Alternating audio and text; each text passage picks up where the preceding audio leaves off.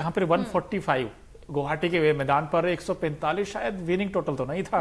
और फिर बाद में जिस तरीके से बैटिंग पंजाब ने की, भाई पंजाब का भी कहीं ना कहीं देखना पड़ेगा। पंजाब की बैटिंग तो जैसे टोला रामी रही, हम कहते हैं ना पंजाबी में, कहीं ना कहीं इनकी बैटिंग में वो दमखम दिखा ही नहीं है। अगर आप आज भी देखें इस मैच में दोस्तों, जहां पर 145 चेज करते करते इनके प्रभसिमरन सिंह आते ही आउट हो गए, 6 रन बनाए उन्होंने। इसके अलावा जोनी बेस्टो जल्दी आउट हो गए और फिर रायली रोशन ने कुछ हद तक 13 में 22 बनाए, विकेट्स पर टिके रहे थे, लेकिन वो भी अपना विकेट फेंक गए।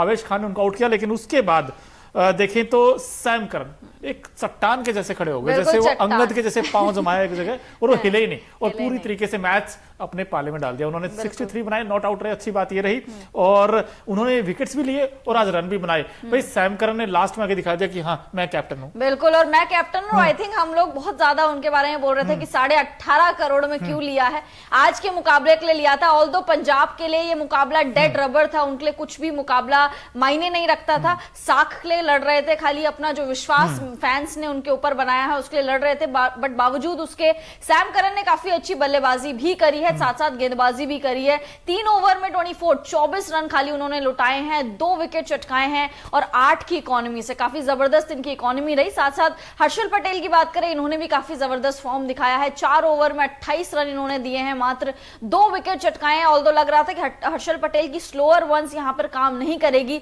लेकिन ड्यू के बावजूद इनकी स्लोअर वन काम करी। उसके बाद जितेश शर्मा की बात करें, रन बॉल खेले हैं, 20 गेंदों का सामना इन्होंने करा, 22 रन इन्होंने बनाए। ठीक है, इनकी साझेदारी हो गई थी, थोड़ी बहुत मोमेंटम सेट कर दिया था इनकी और सैम करन की साझेदारी ने। जॉनी बेस्टो एक मैच में चलते एक मैच में नहीं चलते, आज भी इनका डब्बा गुल नजर आया। प्रभसिमरन सिंह अपना जो विकेट है वो फेंक के चले गए थे। शुरुआत अच्छी नहीं हुई थी पंजाब की, बिल्कुल।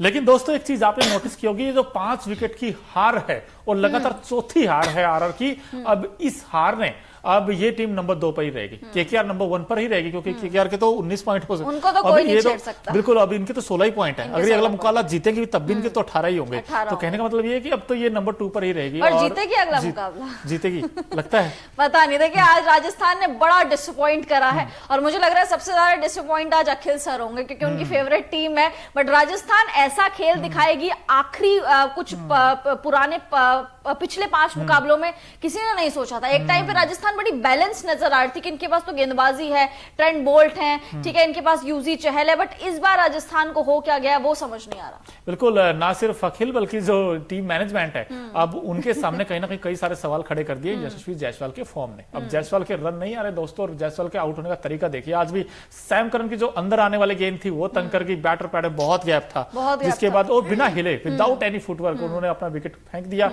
और उसके बाद आज संजू सैमसन का बल्ला भी नहीं चला।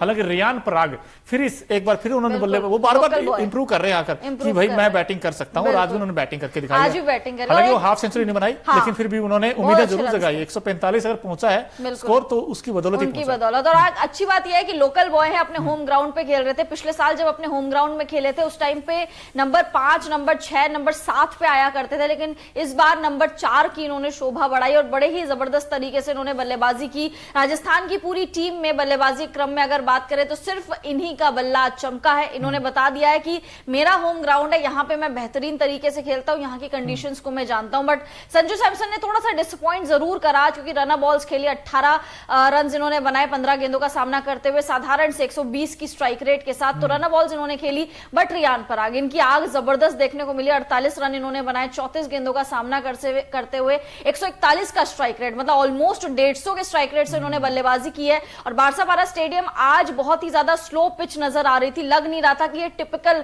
बारसापारा स्टेडियम है जिसको हम जानते हैं, जहां पे 190 का एवरेज स्कोर रहता है। इवन हम लोगों ने तो प्रेडिक्ट भी करा था, लेकिन ये धर्मशाला वाला मामला पड़ गया कि यहाँ पे चीजें उल्टी पड़ गई। और देखिए 145 रन बने हैं, वो भी चेज करते हुए। पंजाब की थोड़ी हालत खराब हो गई थी, क्योंकि सैम करन नहीं होते तो विकेट फेंक के चले जाते। लेकिन सैम करन ने आज बड़ा स्मार्ट खेला, उन्होंने पता था जिस तरीके से उन्होंने रीड किया विकेट्स को, और बड़ी आराम के साथ खेल रहे थे। हालांकि जब जरूरत थी तब उन्होंने शॉट्स भी खेले। लेकिन अगर इस मैच में दोस्तों अभी अगर आप हमारे साथ जुड़े हैं तो जल्दी से आपको हालचाल बताते थे इस मैच में हुआ क्या क्या था।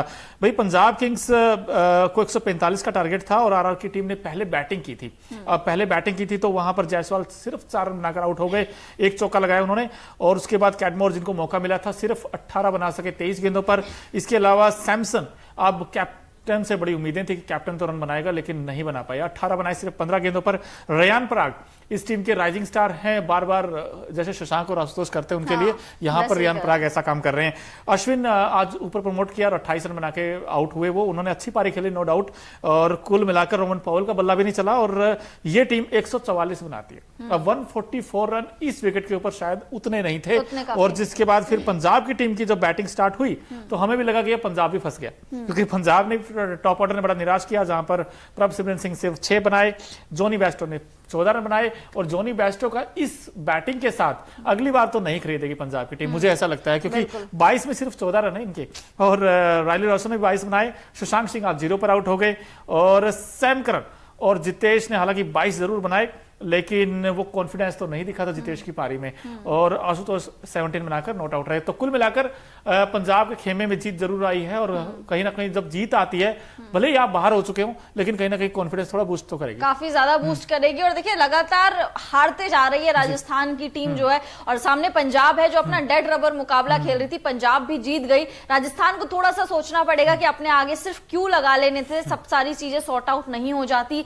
आप लोग कहां पे लैग कर रहे हैं? क्या जॉस बटलर के जाने से आप 200 रन भी नहीं बना पाए इस विकेट पे? क्या जॉस बटलर की इतनी ज्यादा कमी खल रही है? क्योंकि जैसे हम टॉस के टाइम पे कह रहे थे कि बटलर का होना बहुत बड़ी चीज है राजस्थान के लिए, भले ही वो रन बनाए या ना बनाए, बट उनकी प्रेजेंस जो है वो बड़ा एक्स फैक्टर है। तो बटलर को कहीं ना कहीं मिस करा मोनू आज। अगर बटलर होते तो आई थिंक 160-170 तक ये मे भी पहुंच जाते, क्योंकि कैडमोर ने उतना परफॉर्म ही नहीं करा। ऑस्ट्रेलिया के अच्छे बल्लेबाज हैं, T20 क्रिकेट अच्छा खेलते हैं, और ऑस्ट्रेलियन सारे ही बल्लेबाज धाकड़ होते हैं, चाहे पॉन्टिंग अपने टाइम पे या फिर अभी ट्रेविस हेड हो गए, चाहे जैक फ्रेजर मैकगर्क हो गए, बट इनसे जो उम्मीद थी इन्होंने वो नहीं करके दिखाया। और 145 का टारगेट बहुत छोटा था आई थिंक इस मैदान में। बिल्कुल, आपने कहा उम्मीद पूरी नहीं की, लेकिन एक ऐसे खिलाड़ी जिन्होंने उम्मीद सबकी पूरी की है, आज बड़ी उम्मीदें थी इस खिलाड़ी से, और आज उम्मीदों पे खड़े उतरे हैं। भाई हमारा खास सेगमेंट है Okinawa effective player of the match कौन है आज के मुकाबले में, क्योंकि जो ओकिनावा की स्कूटी है वो कोस्ट इफेक्टिव तो है ही है, माइलेज बड़ा शानदार देती है, और इस खिलाड़ी ने दमदार खेल दिखाया, ना सिर्फ गेंद से बल्कि बल्ले से भी कमाल किया है। तो दिखाई देते हैं भाई आपको Okinawa effective player of the match आज के कौन है। One and only one, Sam Curran. अब ये बंदा है टनाटन यार, नाम करण है, तो इन्होंने 3 ओवर में सिर्फ रन भी कम दिए और 2 विकेट भी लिए, और जब बल्लेबाजी की बात आई तो वहां पे 63 बनाए और 41 बॉल्स में बिल्कुल। और स्ट्राइक रेट भी मोनू इनका जबरदस्त था, गेंदबाजी में भी अपनी टीम के लिए योगदान दिया, बल्लेबाजी में भी, और साथ साथ कैप्टनसी में भी इन्होंने काफी अच्छा कमाल करा है। लीडिंग फ्रॉम द फ्रंट वाली क्वालिटी आज इनमें नजर आई। अगर यही कप्तानी वो पहले कर लेते जब पंजाब बनी हुई थी मैच में, आई थिंक बहुत बड़ा डिफरेंस क्रिएट कर देती। तो सैम करन ने ऑल इन ऑल बहुत अच्छी कप्तानी की है, बल्लेबाजी भी की है और गेंदबाजी भी की है। अच्छा, इस मुकाबले में अगर देखें तो पांडे जी रबाडा नहीं थे इस मुकाबले में, लिविंगस्टोन नहीं थे, शिखर धवन नहीं थे। अब पंजाब का क्या सेटअप होगा अगले सीजन अगर आप देखेंगे तो क्या सैम करन जिस तरीके की बैटिंग उन्होंने की है इस बार और विकेट्स भी लिए हैं, कि सैम करन के साथ ही जाएगी या फिर कोई नया कैप्टन आप देखते हो?